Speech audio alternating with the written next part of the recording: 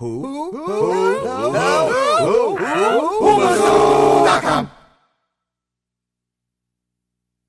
a very special guest on the line with us. I've got a guy who's got a very storied racing career. He started his career off early, single-seaters, won a bunch of races in the British Formula Ford Series, was an absolute standout in Trans Am racing. Back in the 70s and 80s, he's ran the kart series. He's ran in IMSA. He's raced in the Indy 500.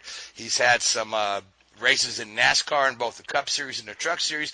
And most recently was crowned the Vintage Race of Champions 2019 champion. Welcome to the show, Mr. Willy T. Ribbs.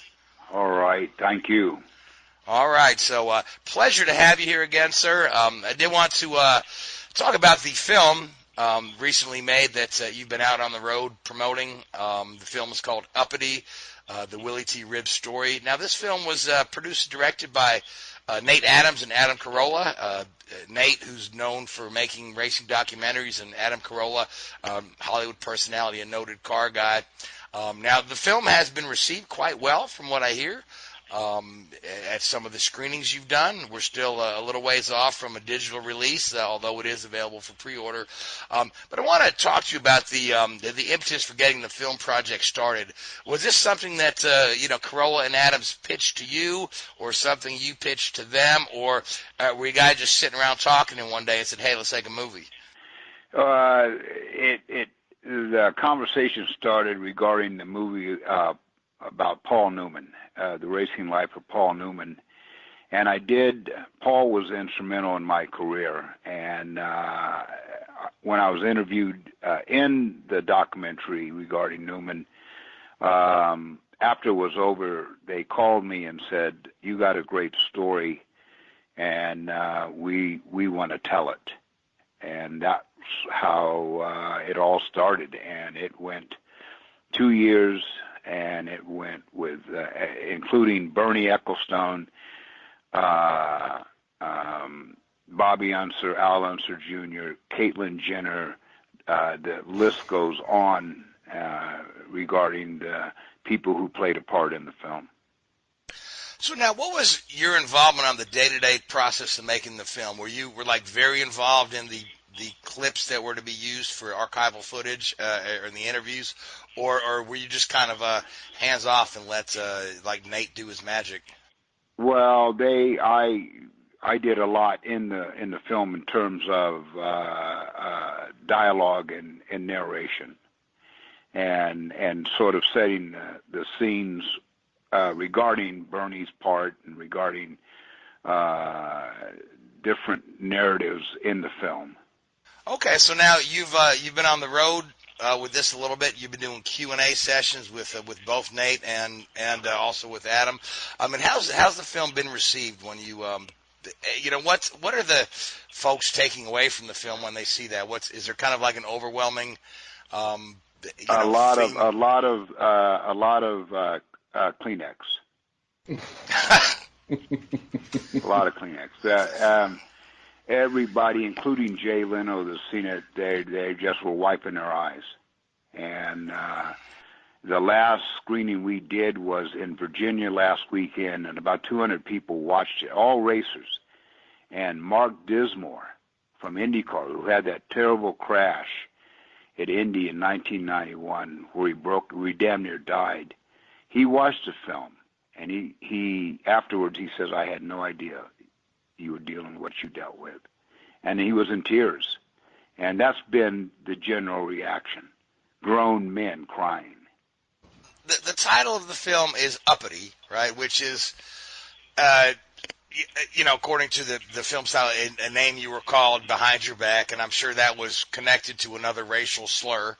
But the fact that you've chosen this bit of an insult for the title, it only seems that you've taken strength in the adversity. Am I correct in getting that feeling that that's why you chose that title? Well, that's what it was. That was the tag, and actually, I liked it. I liked that tag because, I don't like anything that's easy. It doesn't turn me on. Oh, that turned me on. Give me all the opposite. You weren't going to kick my ass when we got out of the car. So, you can say what you want behind my back, but yeah, it was a motivator, and I needed that. I mean, I knew my prowess on the racetrack, but those were distractions, and they were all meant to demoralize. Let's beat him down. Let's make him quit. Maybe he'll crash and kill himself. That was all by design, and I haven't forgotten it, and I'm not going to let them forget it. So, call me what you want, but you better leave the N-word off. Because yeah. I know you don't want to eat dinner through a straw. Oh, Willie, man. you know, we just several months back we did the Janet. We had Janet Guthrie's producer for her film or for her film that came out in spring. And you know, I haven't seen yours. I look forward to seeing yours, but I'm sure that you and Janet came along about the same time, and you both faced a lot of the same problems and issues trying to get your racing career started. Lack of proper funding to match your talents and things like that. You know, and both of you persevered and had probably would have loved to have had better careers than it turned out. But I tell you what, I was a fan of yours when you ran the Trans Am series, and you drove for some guys like Roush and Dan Gurney, and I think that, to me, that was, you were in your wheelhouse in that series and in those days. You were actually, well, the Janet came along before me. Yeah.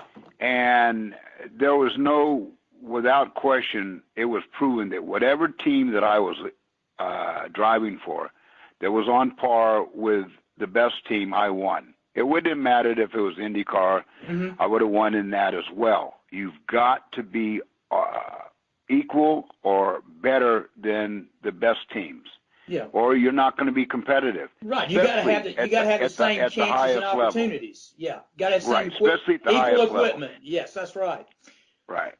But I thought you were in your wheelhouse in that Trans Am series because you drove. Well, for some I would really have been in the teams. Wheelhouse in anything that sure. I drove. Oh, sure. I'm not saying. I'm just saying. So I'm not gonna be pigeonholed into one particular series. Oh, he was great in Trans Am, or he's great in Trans Am, or whatever series I ran, and that included open wheel in England. Yeah. That we were going to be competitive, and we won. Well, let me put it this way. I think you got your best opportunities in Trans Am because you were in equal equipment. You were in the best equipment, and that's probably how I should phrase it. But let me ask you this too. You know, and of course that was back then. Do you ever think you came along probably 20 years too early? It's funny. My mother used to say that. She said that, but you know, even now, not much has changed. With aside from Lewis Hamilton, who's probably the best. Well, not probably, he's the best in the world. But that's in Europe, and the way I was treated in Europe was night and day difference. The way as opposed to my treatment here in the United States. Yeah. And so, in Europe, it's about how fast you can go, not how you look. That's all they care about. And that was the difference. And I don't know if 20 years would have made a difference. Maybe it would have. But, and Danica Patrick sort of, Janet Guthrie was the queen, hands down. She was a pioneer. Pardon me? She was a pioneer. Yeah, well, as far as the women's movement in racing, yes. Exactly. So she came along, and then Lynn St. James, and then Danica, and right now, if Danica dealt with what Janet Guthrie dealt with, it'd be national news. It would be national news. And it would be the industry would be in big heap trouble if they dealt Danica the way Janet was dealt. Yeah, I agree with you. Certainly, yeah. No, yeah. As long as we're on this subject, you qualified for the Indy 500 in 1991, and that was a very seminal moment in 500 history. The image of you nearly leaping out of your car coming down the pit lane still brings chills to my spine when I watch it today. But it didn't really open the floodgates. I mean, we had George Mack a decade later, and still, it's largely a white man's sport. And whenever I have this conversation with some folks of mine in the racing I get this circular argument, and the argument is like, well, there aren't a lot of African Americans in racing because African Americans aren't interested in racing, and then the counter argument is they said the same thing about golf. Exactly, yeah, but then they say the reason the reason that somebody else. Right, the reason African Americans aren't interested in racing is because they have no heroes that they can identify with. So, I mean, what are your thoughts on some of the like NASCAR's Drive for Diversity program, where they're actively trying to seek out young talent? Do you think that's a worthwhile venture? No, it's more like a drive not to look bad. Okay. That's all that is. I appreciate that. To not look bad to the media and to major sponsors, and to put forth a food stamp effort. It's essentially window dressing. Yeah, exactly. It's like a Hollywood set, all front, no rear. And what have they done from the inception of this drive for diversity? They got a couple of shoeshine boys in there named Jadot and Siegel, and all they're there to do is say yes, sir, boss, and no, sir, boss. And so I called them out on it. I called Siegel and Jadot out on it as a bunch of phonies and front men, and that's all they are, and that's all they were. Very quick question. So you think that the guys that get through this program and eventually make it, because I know some guys have gone through the diversity plan and made it to cup racing and that sort of level. You think they'd make it anyway, even without that series available to them? Now, who made it? George Wallace's great-grandson? Seth had a couple of names out earlier for guys that have... Kyle Larson, Eric Amarola. Daniel Suarez. Who? Kyle Larson? I didn't know he was African-American. No, he's not. No, he's a quarter Asian, I guess. So, but it's all, you know what I mean? Yeah. So yeah, it's not helping the cause of getting African Americans into racing. Yeah, so. he won't be confused with Nipsey Russell. All right, let's move on to a different topic. I want to talk to you about the SVRA series. Because a lot of folks who don't watch a lot of vintage racing or do watch a lot of vintage racing have this thought of the vintage racing is just a parade of guys with their expensive toys. But this the SVRA and the Race of Champions series, man, you guys are going at it, and there's some top names in there.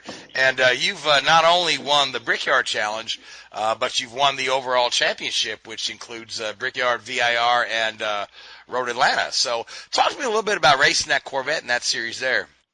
Well, Frank, I wasn't interested in vintage car racing at all. And my brother owns a Lotus Formula Junior vintage car, and he's been asking me to drive it for 10 years. And I told him, look, if I'm looking for a date, I'm not going to go to a rest home and look for a woman. And so I refused. Well, then I got a call back in 2014 that they were going to start a vintage series with former champions. And initially it was the Indy Legends. It was only IndyCar drivers. And it started at Indy. And I said, and I asked them who was involved. And I thought, you know what?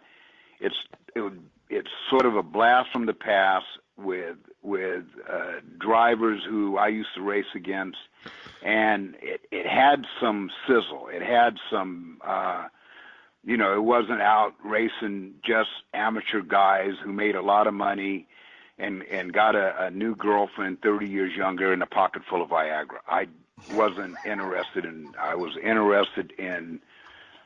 racing with Al Jr. and Pappas and Tracy and all the guys that were in it. Well, then Tony Perella came up with a brilliant idea, him and Mark Dill, about let's start the Vintage Race of Champions, and former champions from NASCAR and IndyCar.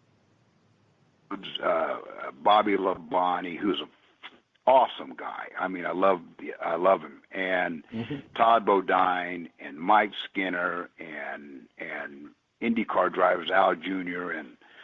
and Davy Jones and Max Pappas, and that was the beginning. And VROC, Vintage Race of Champions, this is the first year.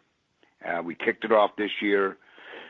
We had a great year. I won Indy and then clinched a championship last Sunday in Virginia, or last Saturday.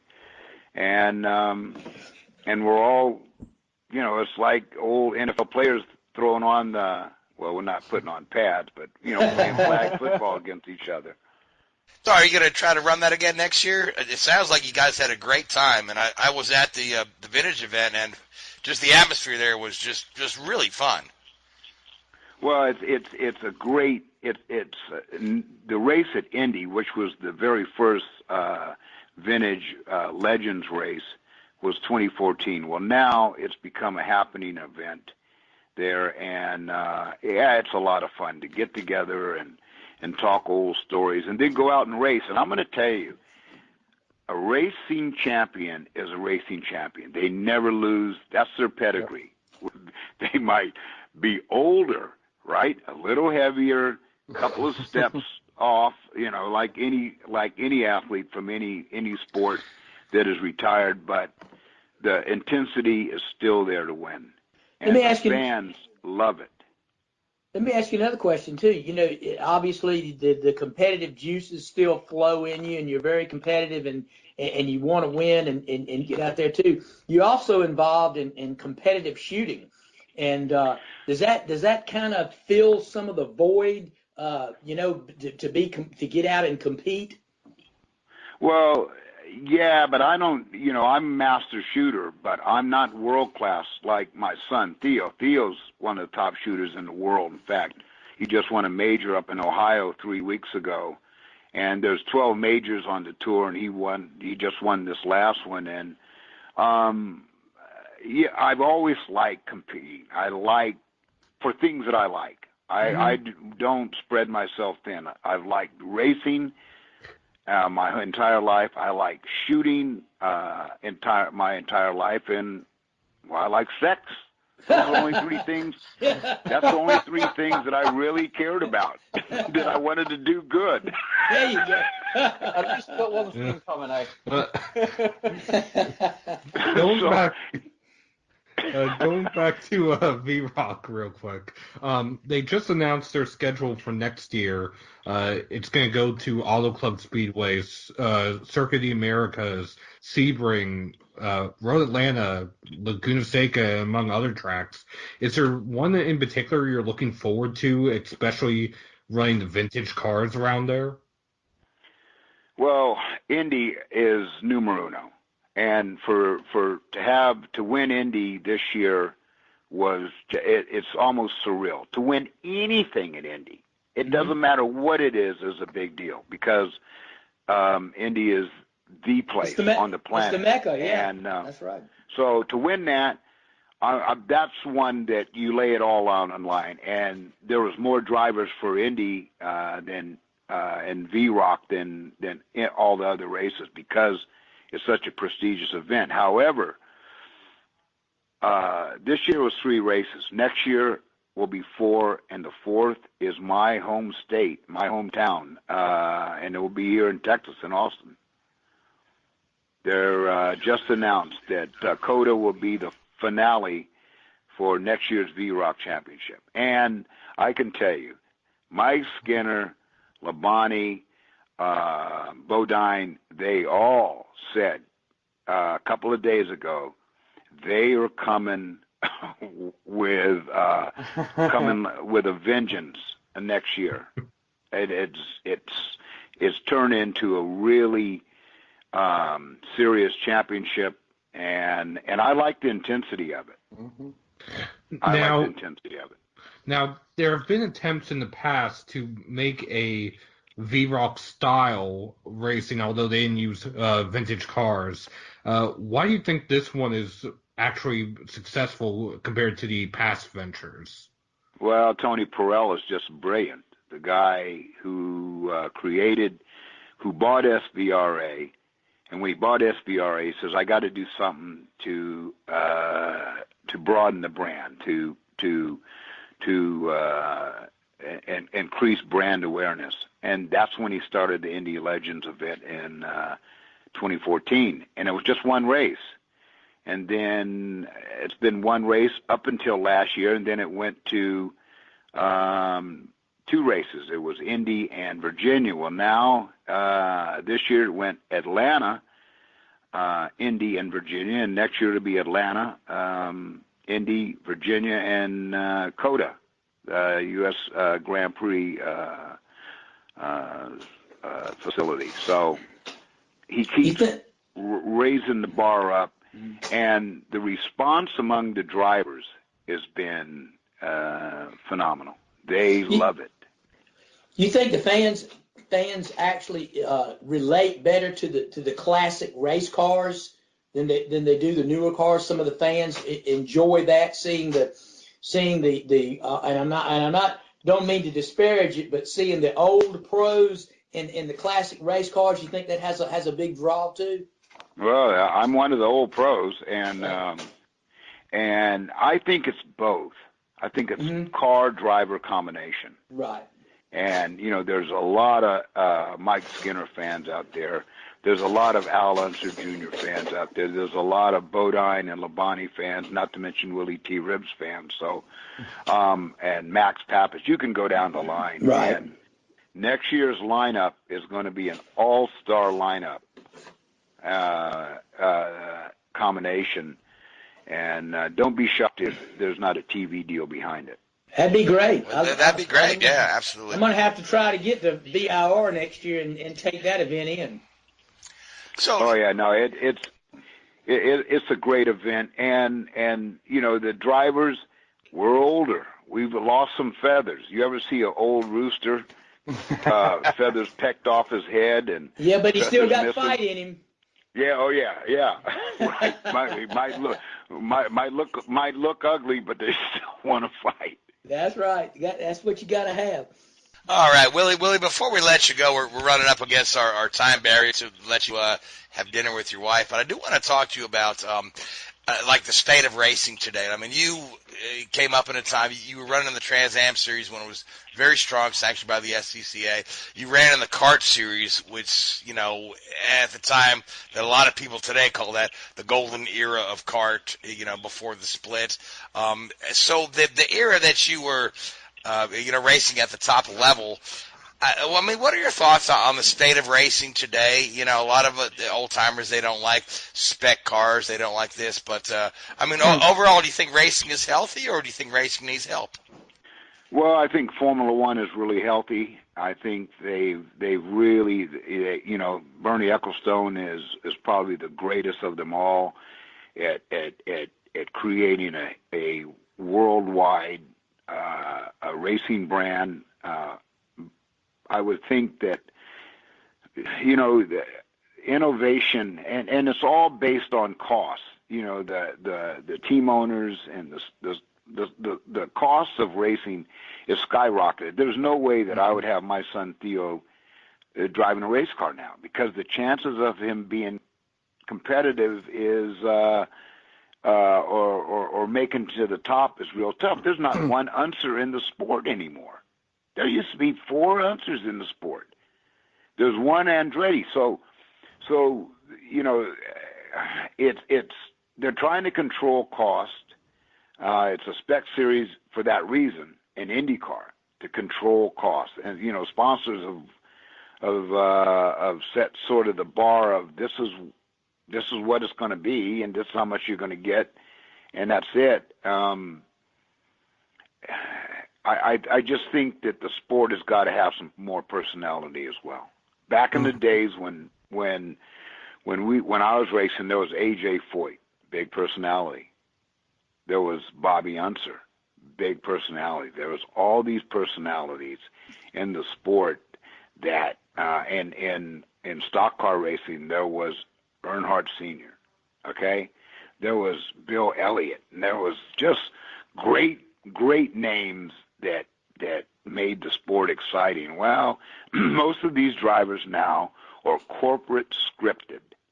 Mm-hmm. There's no fist fights on TV hardly, if any, or maybe some pushing and shoving, right? There's no sizzle, because everyone is afraid, and the sponsors, getting upset. No more personalities, not like there were. But do you think that? Sorry, quick question. Do you think that in a way the sport has been a victim of their own success with those personalities, and some of those, like Dale Sr. is a generational, well, more than a generational character, isn't he? There's never going to be anybody like that again, and the sport lent on him so heavily that when the tragic accident happened, they had no fallback. And then of course, his son came along, and when he's retired, it's sort of that personality. The bottom has fallen out of that sort of personality, setup. Do you think the sports have lent too much on those personalities? Well, as the sport has broadened and gotten bigger, and the more corporate dollars, the safer it becomes less controversial. All right, the sponsors are paying a lot of big dollars. They want success, of course, but they want the scripted. My Goody's headache powder Rottweiler dog food Chevrolet was brilliant today. Well, come on. Yeah, no, I 100% agree. Yeah, 100% agree. They're more concerned with image. Yeah. Exactly. They're more concerned with their image. When drivers get paid, was it like $500 during an interview every time they take a swig from their Coke bottle or whatever it is? Yeah, and it becomes almost predictable. Yeah. And so when Bobby Unser was doing it, and AJ was doing it, and there was and James Hunt, classic example. Yeah. Classic example when Hunt was in Formula One, and they made a movie about it, him and Lauda. Yeah. Because there was two personalities, but different. Yeah. And they were characters. That's what the sport is missing. Yeah. I agree wholeheartedly. We've talked about that on this show time and time again, and it's not just exactly right. It's not just racing, is it? Either it's everything. Well, and it's entertainment. People want to be entertained, and now we, with social media and with internet and with cable TV, the attention span is real short these days.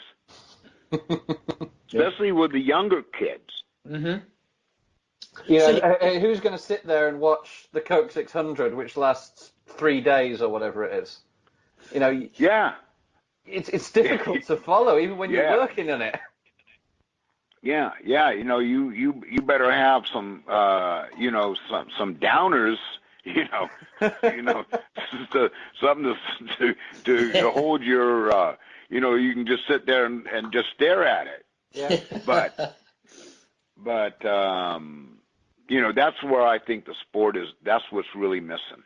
And this new group that bought Formula One, Liberty Media, and acquired it from Bernie Ecclestone, they're trying to make it entertaining, and they've asked the drivers, hey, we can't, you guys can't be aloof anymore. You got to get out and kiss babies and hug old ladies, and they're trying to get that. Yeah. They're trying to create that.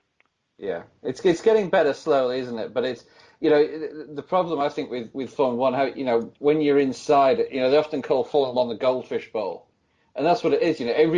It's so hyped up and it's so exaggerated that at the end of the day, it's a job for people. And, you have 20 guys out there who are arguably, the 20 best race car drivers in the world, but they're still human beings. They're still normal people and I've worked with some drivers pretty closely, and most of them just, they just want to go out and, on a Saturday night or a Sunday night after the race, they want to go out with the team and have a few drinks and celebrate and have some fun. And it's almost like they're not allowed to do that. Oh no, not with iPhones anymore. Oh yeah. You unzip that zipper, son. and your history. You can't do anything because your TMZ is following you. Yeah. And they're just normal guys. And it's like any sport, especially some of the younger ones. They're put in the limelight at a quite a young age, and some of them get some pretty bad advice along the way, and they fall off and never to be heard of again, even though they've got a huge amount of talent. Oh yeah, and in today's world, you could be here one day and no one remembers you a week later. Exactly. Yeah. Oh my. And talent has nothing to do with it. Yeah. So no, it absolutely doesn't. When's the next screening of Uppity? It's going to be at COTA, actually. Okay, sweet. It's going to be at COTA at the SVRA weekend, and Tony Perella had so much feedback on the screening at Virginia last Saturday that he called me today and he says, can we screen in at COTA at the SVRA weekend? And I told him absolutely. All right, so now the DVD can be pre-ordered on from the distributors. Chassis.com. Chassis, CHASSEY, correct? No, CHASSY. Okay, .com. Chassis. With a Y. Chassis with a Y. Chassis with a Y.com. Yep. So, get your pre-orders in. I've heard great things about the film. Haven't been able to see it yet. Haven't been able to make a screening. But, hopefully, I wish you the best with the film. It's been received well from what I hear. And I wish you the best with, the SVRA next year. And I really want to thank you for coming on the show. I know your wife has dinner on the table, so we should let you go.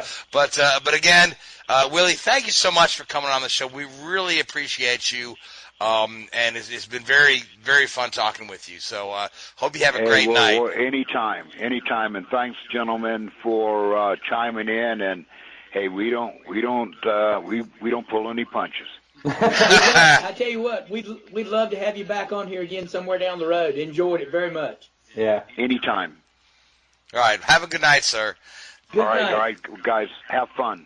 Thank you. WHOOBAZOO, that's Wizard.com. Enter website, enter website, enter website, enter website.